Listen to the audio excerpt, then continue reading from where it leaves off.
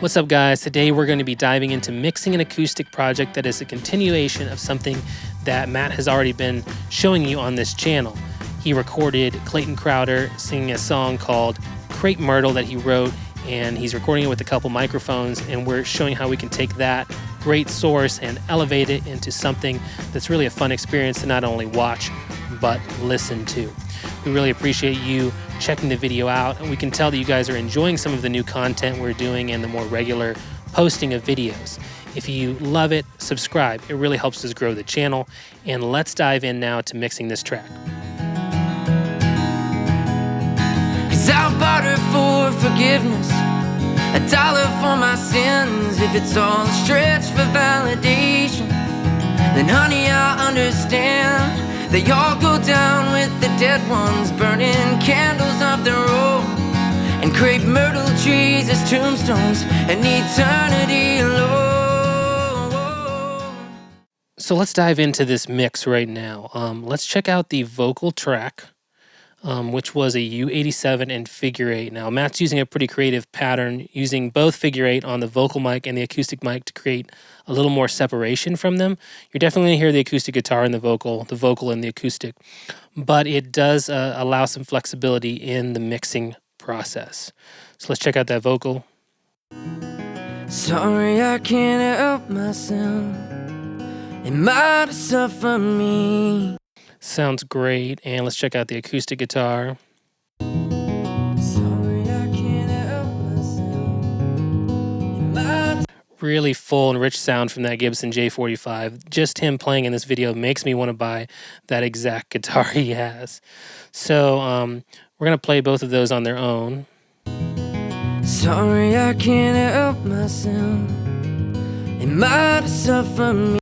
Apart from some master bus processing, that's the sound. So you're 90% of the way there already. And Matt's going to go over some of his recording process, and that's going to really help you. But how do we take that and create something that sounds a little bit less like a demo and a little bit more like a song? So the key, before we even get into EQ and stuff, is ambience. And to me, ambience is what's going to separate this from sounding dry and lifeless. Because it's so separated, it can sound dry and lifeless. And then adding in something that makes you feel like you're sitting in the room.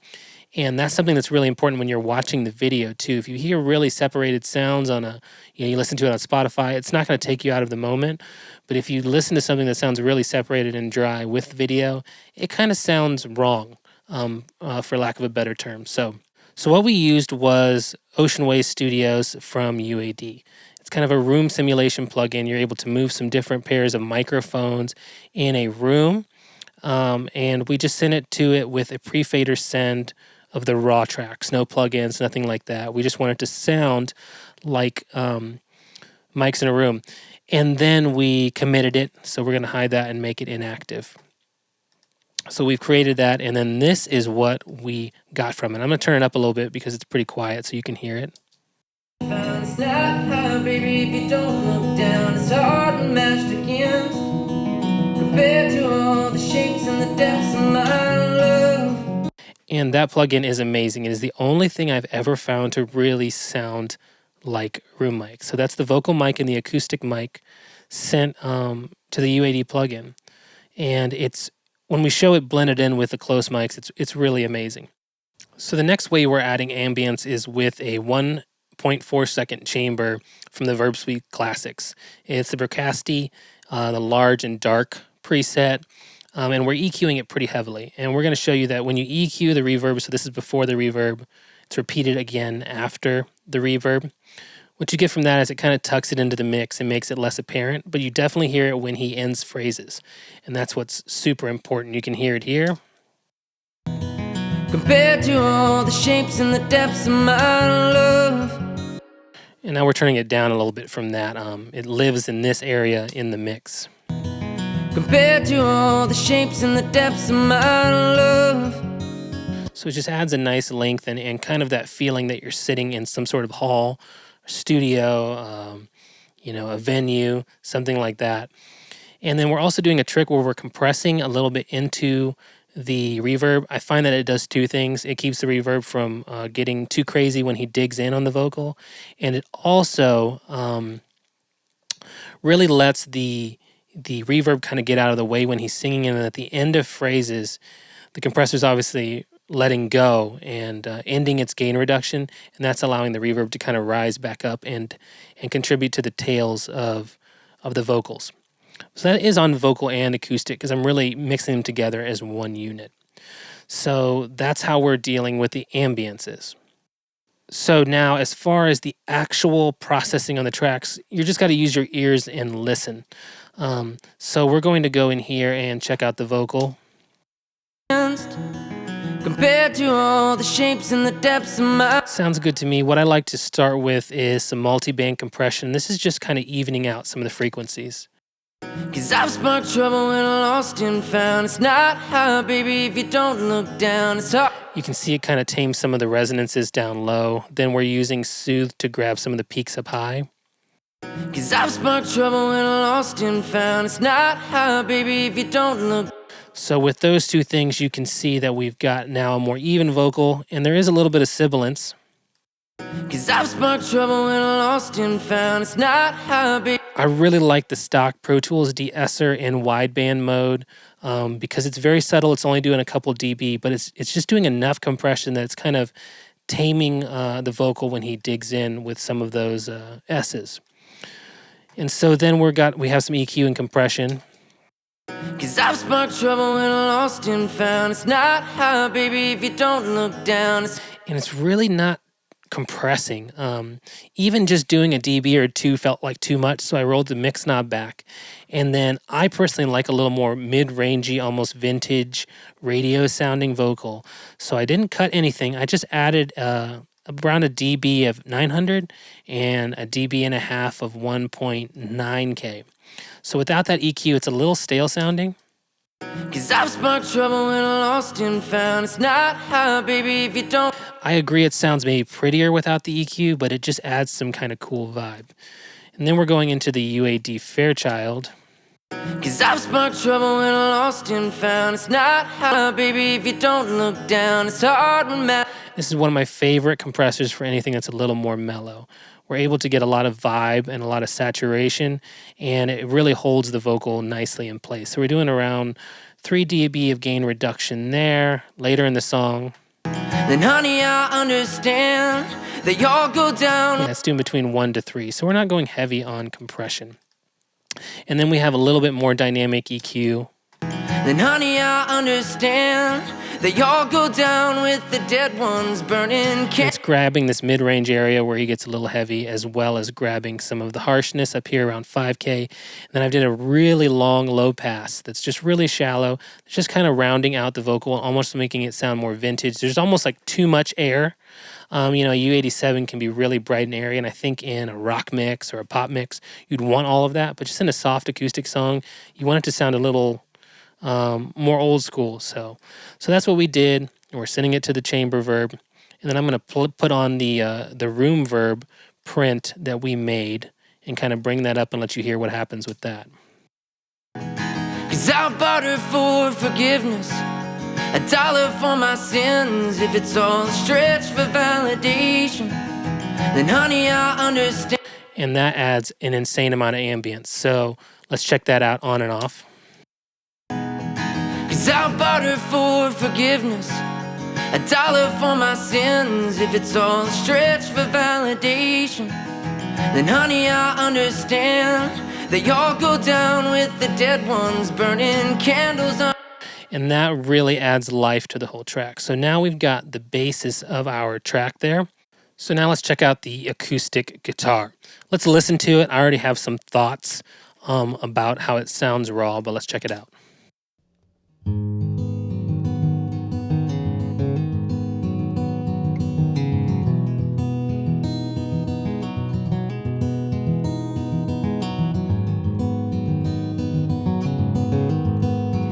Okay, to me it sounds really great. There's some low mid resonance and it's a little dark overall. He is finger picking, that's just going to be natural. I'd much rather have it dark and add a little bit of top end as opposed to having a brittle, thin sounding acoustic guitar.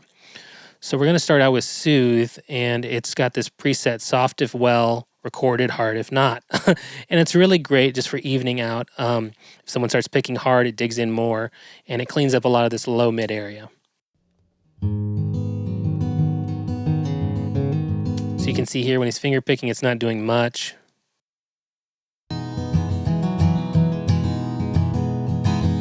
You can see when he picks a little harder, it's grabbing some of that top end there. That's pretty light, but it's just helping to even things out. This is doing a lot of the heavy lifting.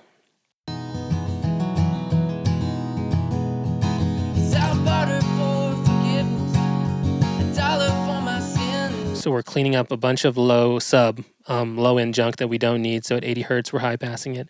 Then there's all sorts of EQ and dynamic EQ in the low mid. So 180 hertz, then a little bit higher, 486 hertz. And then some of this scratchy pick area here. And that's just really helping to tame all of the dynamics.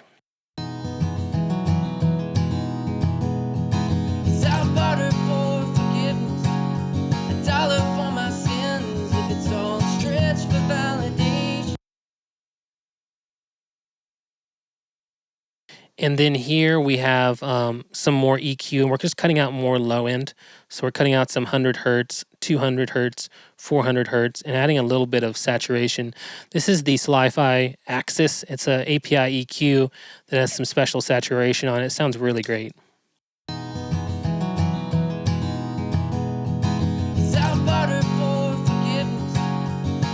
You can see it cleans up and it has some shine to it. We're compressing with the LA3A.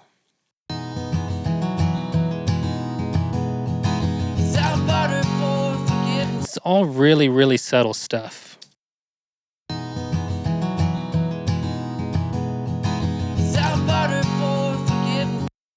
Then we have a little more L2 that's kind of evening out some of the peaks of his picking. You can see nothing's doing more than a dB or two at a time. Same here for C4 is kind of taming the low end again. And now we're adding reverb.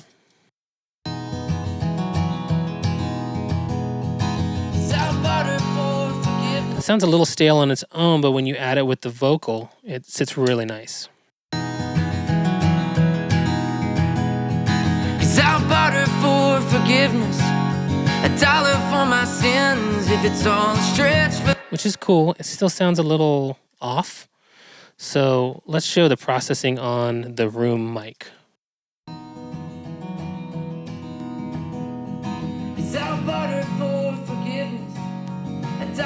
And that's just adding a bunch of density with the Cornef Pawn Shop compressor. Then we have some serious EQ filtering it.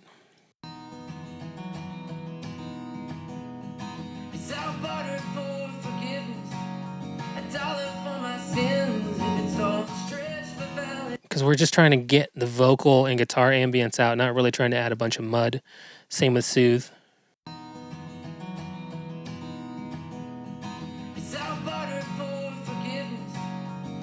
See, it's grabbing a little bit of that mid-range. And let's add all these together.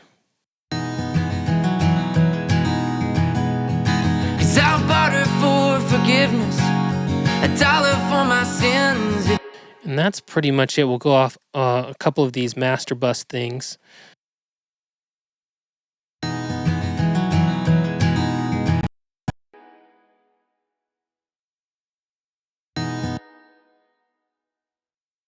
We've got Gullfoss is kind of taming some of these areas.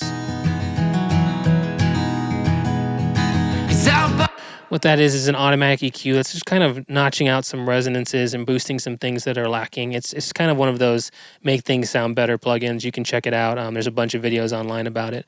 Then we're doing compression with the VSC2, which is like an SSL style compressor. Attacks at 10, releases on auto, 2-to-1, pretty subtle. We have the high pass filter on. 'Cause